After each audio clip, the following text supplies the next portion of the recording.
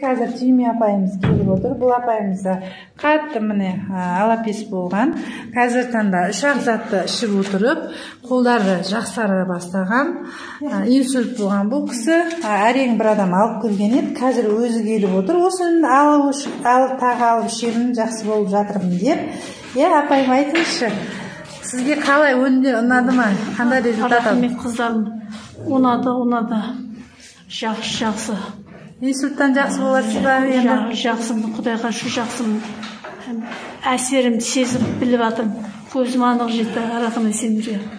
Осы дәрі алып ішкеніме ырзамын. Көрдіңіз бе? Инсультта жатқан, алапес болған. Алапесін маған не қылмайды дейді бұл апайым. Мен инсульттан тұра алмай, жүре алмай келген апайымыз еді. Аллаға шүкір. Бірақ ұзақ ішті, үш-ақ заттан ішіп отырып, соны өзінде ықыласыған жоғымды, енді көзім жетті, көзімнен жетіп ықыласып жатырмын.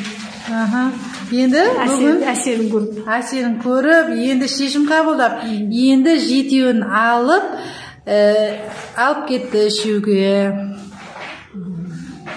Енді қараңыздар, мына тура келген кезде осындай шекесіндегідей алапесі бар еді қолында апайдың.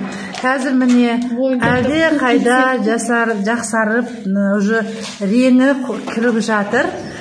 Бойыңызда да бар ма еді, денеңізде де? Күн түсетін жердің бар еді. Бәрінде бар еді.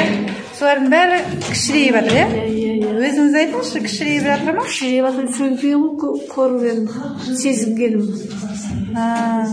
Барлық жағдайыңыз қазір жақсарып келе жатыр, Енді бірден бұл апайым жетеуін алып, ішемін, толық осымен емделемін деп шешім қабылдап алып кетіп жатыр, Осылай ба мені сіздің әңгіме? Тоқтай берсін. Рахмет.